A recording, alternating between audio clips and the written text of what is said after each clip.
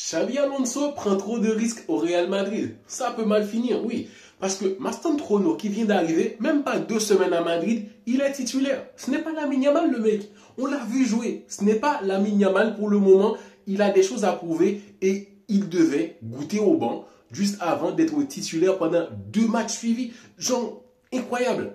Et pourtant, le bon vieux Vinicius, il doit prouver. C'est là le problème. C'est là que ça va péter. Ça va être compliqué pour Xabi Alonso. Écoutez bien. Fuck off, il n'est pas encore là. Oui, tu ne sais pas de qui je parle. Fuck off. Bellingham. On n'a pas... T'as déjà oublié Bellingham?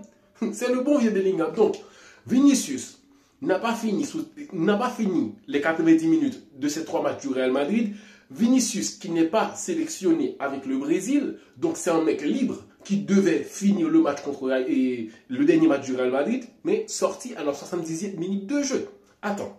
Donc, selon le coach, personne n'est assuré de jouer toutes les minutes de titularisation et tout ça. Sauf Mbappé, donc tranquille. Donc, le dernier match du Real Madrid nous a prouvé que le coach a décidé de mettre en concurrence Rodrigo et Vinicius.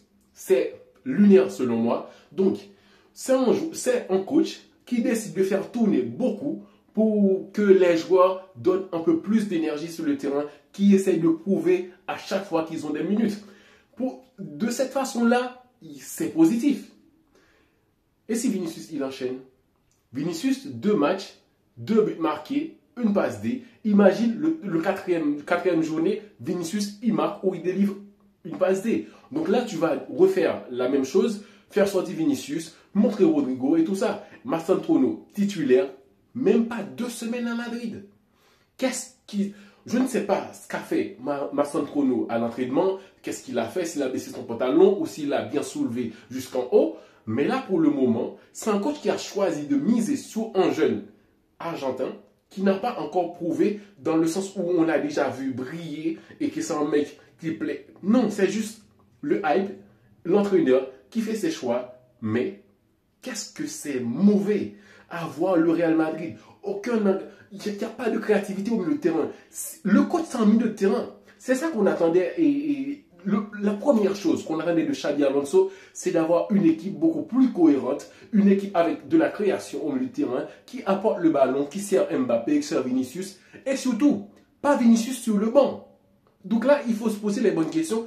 Est-ce que Xavi, il sait ce qu'il fait pour l'avenir du Real Madrid? Oui, je parle de l'avenir. Au retour de Bellingham, ça va être la même chose. Le monsieur Fokov là, il va sortir à la 60e minute de jeu pour laisser Arda Güler monter. Parce qu'il faut comprendre, le Real Madrid n'est pas une équipe qui peut vraiment fonctionner avec 3 devant. Parce que Mbappé, il prend trop de place. Vinicius Junior, il doit avoir plus de liberté pour s'exprimer parce que son football, c'est genre individuellement, il peut déstabiliser la défense. Il faut qu'il ait du ballon, donc de l'espace aussi. Sans oublier Bellingham qui doit avoir ces possibilités-là parce qu'il est déjà habitué à se projeter dans la surface adverse. Donc je me demande qu'est-ce que va nous sortir Xabi Alonso comme excuse quand on met comme Bellingham va revendiquer plus de minutes.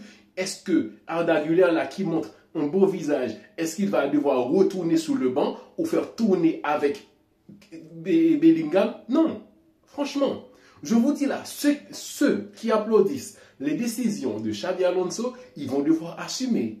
Ils vont devoir assumer parce que Arda Güler, il joue bien. Oui, Tchouaméni joue bien. Il y a Oysén qui joue bien. Thibaut Courtois joue bien. Carvajal joue bien. Mieux que Alexander-Arnold parce que Carvajal connaît la maison. Il sait se défendre. En attaque, il est bien. Et Kairas, il joue bien. Et d'autres. Et Militao, il joue bien, mais il y a des doutes parfois. Il y a des doutes. Rudiger, quand il est sur le terrain, on sent qu'il n'est pas à 100%. Donc le Real Madrid, pour le moment, il y a les 3 points. Parce que 3 matchs, 3 sur 3, il n'y a pas de drame. Mais quand ça va être après, quand les joueurs en interne vont réclamer. Vinicius, il va devoir continuer sa lutte pour savoir qui je suis au Real Madrid, combien je vais être payé. Rodrigo, franchement, j'ai plus envie de parler de Rodrigo. C'est un mec, je ne comprends pas ce qu'il veut dans le foot. Ok? Mais sinon, je vois des moments de douleur pour les Madrilènes. Écoutez bien. Bellingham intouchable. Vinicius intouchable. Mbappé intouchable. Thibaut Courtois intouchable. Et Oysén dans la défense intouchable. Et Valverde, c'est presque plus un intouchable parce que Valverde, il est en baisse. Mais quand même, quand tu vois le milieu de terrain qui doit avoir un Bellingham bien planté là, et que le coach décide de faire tourner. Donc tu vas faire tourner Vinicius, ou quand Vinicius il est de retour, et quand Bellingham est de retour, Vinicius verra Bellingham jouer tout un match, mais lui, il va devoir partager des minutes avec Rodrigo. Rodrigo qui ne prouve même pas qu'il existe au Real Madrid. Non, ça va être compliqué. C'est une vidéo un peu fou parce que, selon moi, c'est de la frustration parce que, franchement, je ne comprends plus rien. Ce qu'on attendait, le style de jeu de Xabi Alonso, on ne le voit plus. Défense à 3, c'était bien en Coupe du Monde des clubs. Il y avait des changements où on voyait le Real Madrid qui est plus dynamique, plus de fluidité, beaucoup de bonnes choses. Mais ça retourne au 4-3-3. On ne comprend pas. Et il y a des décisions où le coach, franchement, je ne comprends plus rien. Il n'y a que des questions sans réponse. Et il prend des risques, trop de risques. Ça va péter.